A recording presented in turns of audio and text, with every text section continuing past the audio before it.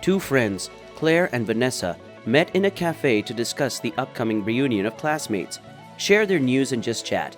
They had known each other for a long time, as they had been friends since high school.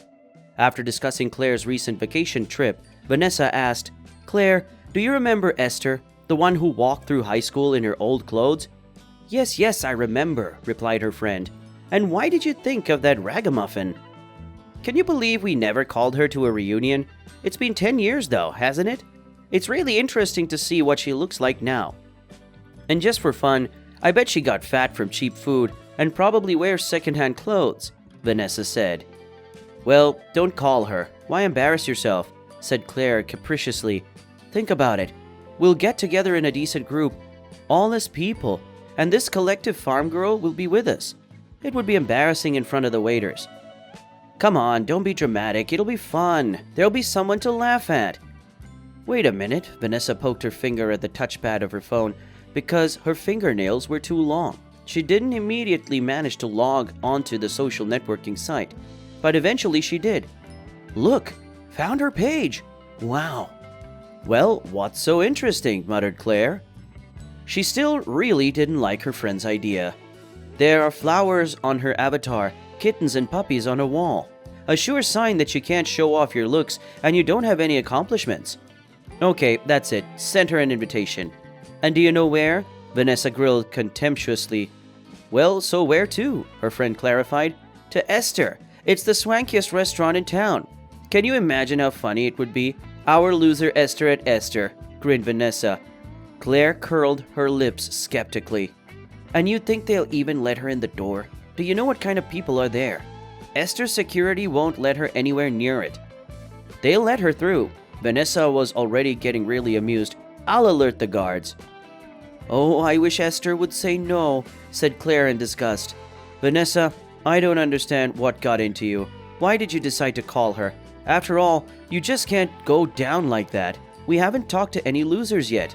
In fact, let's get out of here." "To the club?" asked Vanessa, businesslike. "Yes, to the club," replied Claire. The friends quickly packed up, left the cafe, got into Claire's car, and headed for the most popular nightclub in town. At this time, Esther, the girl her friends were discussing in the cafe, was at home talking to her husband. Esther did not like social networks. She got used to them, but she could not love this newfangled virtual life with its unwritten laws. "Esther, you should have Instagram," her husband reproached her affectionately. "And what a typical woman's hobby. Shoot photos, all sorts of publish. Many girls like to put out food." "Come on, it's not my thing, Thomas." She waved it off, laughing. "Too bad," my husband sighed. "Honestly, I would have felt better about you. You'd be sitting on the couch pointing your finger at the phone. Otherwise, you always want to go to the extreme. You invented a fun thing for yourself. You got a dog." Esther brushed her husband off again and opened her laptop to check her work email, and then she noticed a notification about a new message on the social network. She opened the app and there was an unread message dangling in the inbox list. It was from Vanessa. "Vanessa? Who is that?" Esther pondered, but the last name was clearly familiar to her. Esther quickly ran her eyes over the text of the message. "Esther, hi. Meet the classmates on March 4th at 7 p.m. at the Esther restaurant. Come." "Ah, now it all makes sense," the beautiful young woman said aloud. "What, honey? I'm sorry. Don't you get it?" interjected Thomas. "It's all right. I was just thinking out loud," the woman replied quietly. Esther slammed the lid of the laptop as if hoping to fool herself that there was no message. In fact, it was all in her head. Now she remembered Vanessa, though frankly, she wished she had never remembered. But rootless memories had already unfolded before her, the chronicles of the past. Here was the small, cramped apartment where she, Esther, had spent her difficult childhood. A childhood, of course, was happy. Mom brewed the world's most beautiful strawberry jam. Dad read books aloud, and on weekends, the parents with Esther and their youngest daughter, Lily, would go camping. Even if it was a trip to the nearest forest, quite small and not scary, it was still fun to run between the trees and gather mushrooms. And as darkness fell, to build a fire and bake potatoes in it. Daddy tuned his old guitar from his student days and sang his favorite songs. And then she and her mother talked for a long time about the expeditions they had been on, but most of all about the most important one, the one in which the parents had met. How happy mom and dad were telling their daughters about their love, about the happy, unforgettable moments in their lives. And then the expeditions ran out, or simply geologists became not so necessary. Parents were teaching in colleges at that time, but the salary of a teacher was small. The money for a family of 4 was catastrophically insufficient. Then Esther's dad looked for any part-time job he could get. The man began unloading railroad cars at night. He would come home in the morning and literally fell off his feet from fatigue, fell on the couch without undressing, but could not sleep for long. After a couple of hours, he had to go to college and there to lecture students. Esther was painful to look at his father. Dad's dear, beloved face had changed a lot. It was pale and gaunt, and the circles under his eyes never seemed to disappear. In the morning, the girl would wake up early and run to the kitchen to boil the kettle and make breakfast for her father. In the meantime, her mother rubbed some healing ointments on her husband's back and persuaded him not to work so hard. But the head of the family did not listen to his wife's instructions.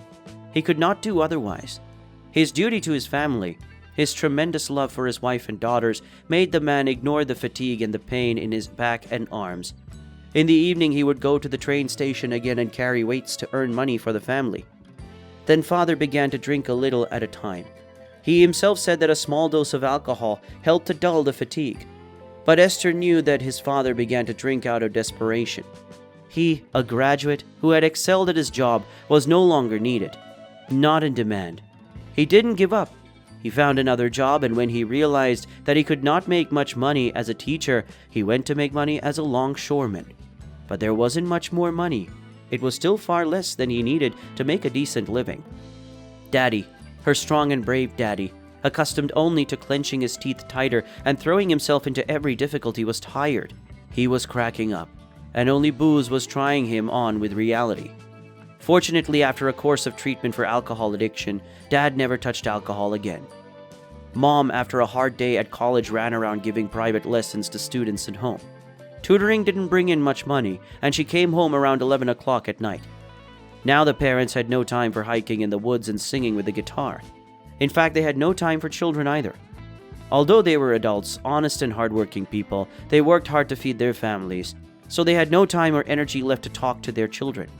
They did not even have the energy to ask how they were doing, how their day was going, or if everything was all right. So they never knew how hard it was for Esther at school. She had always been a tall girl, and that alone would have been enough to make her classmates ridicule her. But when poverty came into the family and there was no money to buy the rapidly growing teenager new clothes, the taunts of classmates intensified. Kind neighbors tried to help in any way they could. They gave Esther what their own children had grown out of. These things certainly were nice, neat, but already worn and long out of fashion. Esther's classmates called her clothes shameful rags. She tried, of course, to ignore the mockery of her peers, but the teens were only angry. To get any kind of reaction from her, they used all their ingenuity. Esther's textbooks and notebooks were definitely torn or often found in the trash.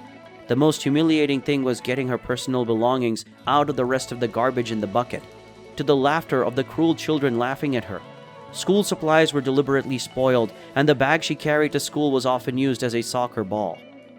The teachers preferred not to notice this harassment. Perhaps they too, exhausted by the lack of money, simply did not want to get involved with unnecessary problems that did not affect them personally in any way. In spite of everything, Esther studied beautifully, bringing home good grades and a lot of letters of commendation for her studies. At home, Esther could not complain. Her conscience did not allow her to burden her parents with her problems. It was hell. Esther thought, finally waking up from the creepy memories. It was my own personal hell. And now they have the nerve to invite me to their meeting. She was about to turn down the invitation and then block her former classmate out altogether. Her lips were dry from the excitement of the memories, and she needed to go to the kitchen and get a drink of water. Right now, not because she was so thirsty. Rather, I needed to walk around the apartment, see familiar objects, and realize that the past with its nightmare was behind me. Esther got up from the table and headed to the exit of her room. As she passed the closet, she saw her reflection and involuntarily stopped, looking at herself as if she was seeing her for the first time. Then a shy smile appeared on the girl's lips at first, but then more and more confidently, Esther wondered. A few days have passed. Homecoming day was coming. All these days, Esther thought about whether or not to go to the reunion. Esther looked at her husband again, looking for support. No, Thomas, I can't. I can't be there, and I don't want to. Come on, Esther. He took his wife's hand. Her palm was colder than ice. Why can't you? It's been so many years. Exactly. It's been so many years, and I still remember everything. And it still hurts. And hurts me, wife said wistfully. Well, what can I tell you, Esther? Sure, you can take your clothes off right now, wash off your makeup and stay home, and I won't say a word to you. But then you might never get rid of that pain. Esther, sometimes we need to face our past to let go from us forever. As you stand here dreading that encounter, you're still the same girl who was poisoned by a pack of violent teenagers. But you're all grown up now, aren't you? The husband asked. I don't know. Sometimes I don't think so. Esther lowered her head. I know, Thomas said softly. You've grown up, but you haven't realized it yet. Do you know when you will? When you see the people who hurt you and suddenly you realize that you don't care about them anymore. Not at all. You know, you're a smart girl. You've done a lot in your life in such a short time. He handed his wife his coat and added, Get dressed and don't be afraid of anything.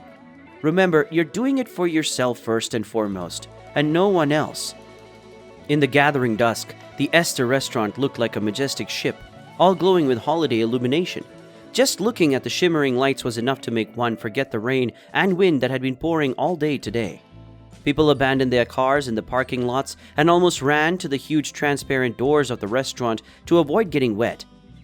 In the coziest corner of the room, at the panoramic window overlooking the river, sat a company of 12 people.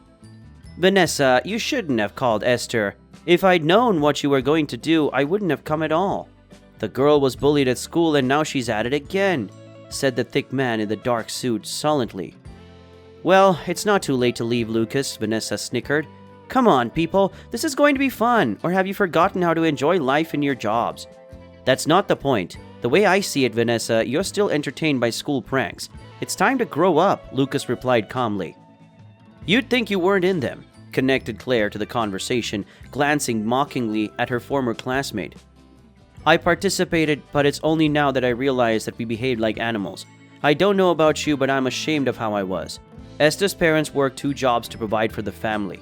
My mother and father used to scold me at home. After school, when they saw Esther running home in tears and with a messy backpack, they said that in this life, things don't always work out the way we want them to.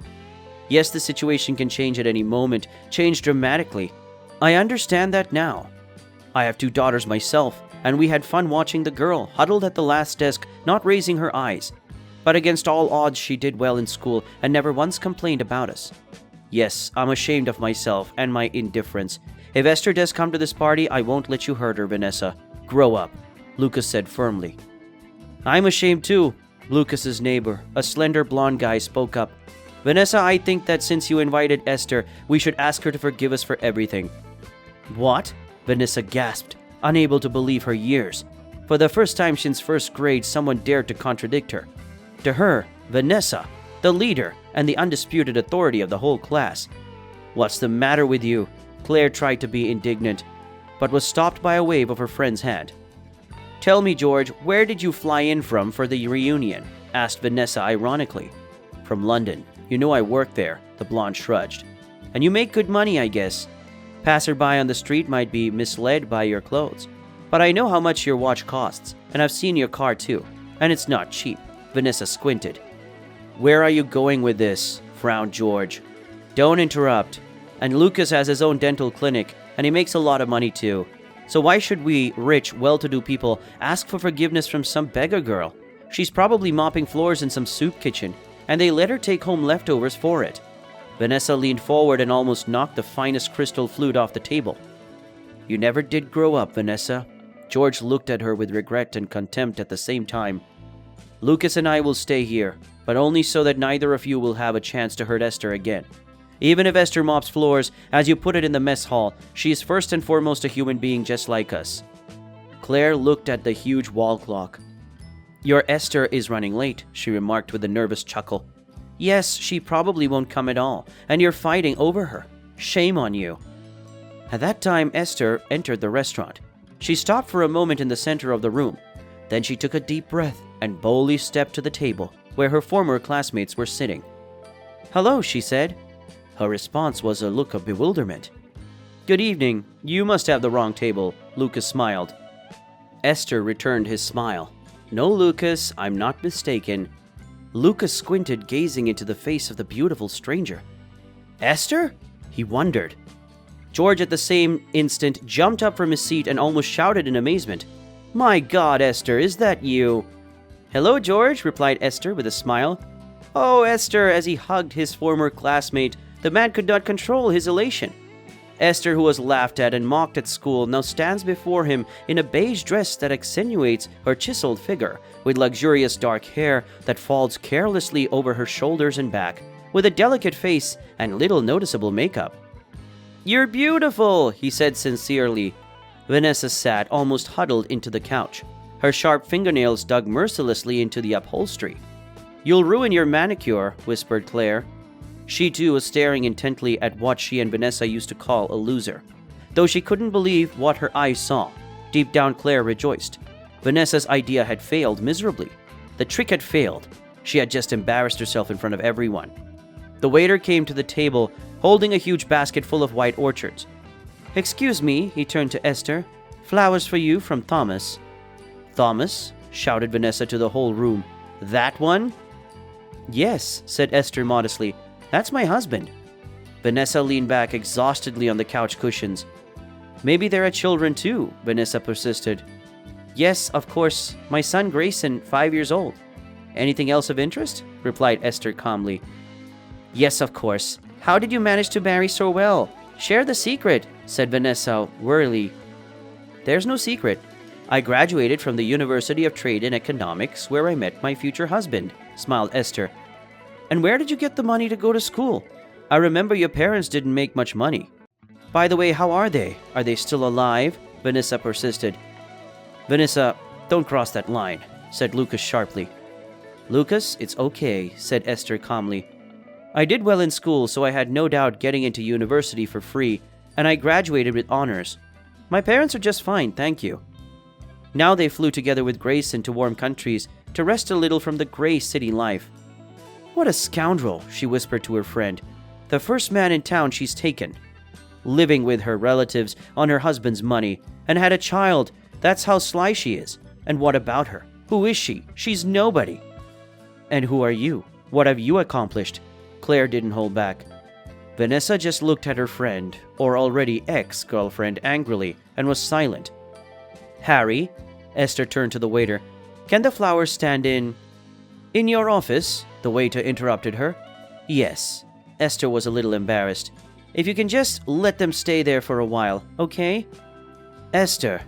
The waiter, Harry replied in a slight bow. "This is your restaurant. Your word is law." "There's Esther. There's a good girl. So well groomed, you've shown up here living with your parents on your husband's money." Vanessa squealed, trying to hurt Esther. "Vanessa, nothing in life comes easy, or just like that. I make good money, and so does my husband. My parents live their life to their satisfaction. I'm grateful to them for my happy childhood in a loving family. I was motivated to reach the heights of my life, to help my parents and live in pleasure. I achieved everything I dreamed of. Yes, my beloved spouse helped me in this. That's what family is for, to support and believe in each other. It was his faith that led me to success. Vanessa, I wish you and all those gathered around this table today love, kindness, and prosperity." Esther raised her champagne glass and continued. "Thank you for the invitation, guys. It was really nice to see you. I have to go now. I'm sorry. And you guys have fun. It's all on the house. And before I go, let's drink to the reunion. Many of you I'm very happy to see, and some of you I'm grateful to go home with a light heart. Bless you." "Esther, thank you for the warm welcome. You forgive us, darling, for our school years. Silly we were, children." Lucas apologized. "Lucas, dear, I don't hold a grudge. It was good to see you all. By the way, guys, I've arranged for each of you to get a present from me. A favorite guest card. It gives 50% off the menu and bar. Come, we'd be glad to see you." Esther moved away from Vanessa's table, where there was complete silence. At the exit, the receptionist handed the woman her coat. After putting on her coat, Esther gave the directions to the staff, waved goodbye, and walked out into the street. Standing on the doorstep of her restaurant, Esther breathed in a breath of fresh air. The mood was excellent. Esther got behind the wheel of her car, which was parked at the entrance, and made a call. "Honey, is everything all right?" asked Thomas anxiously. "Yes, my love, don't worry. Thanks for the flowers. Thanks for everything. I'll be home soon. Love you," she said fondly and rolled leisurely out of her restaurant courtyard. "Aren't your eyes getting tired of looking?" laughed Claire, turning to Vanessa, who was literally sizzling Esther's car. The assembled company of former classmates laughed. "I propose to raise a glass to the hostess of this cozy establishment. Esther is proof that you should always go forward despite life's obstacles. To Esther, to the fact that she, having become a respected, successful woman, remained human." George proclaimed a toast, and everyone supported his speech, clinking their glassware. Only Vanessa sat at the window motionless, as if unaware of her surroundings. She wondered what she had done wrong in her life.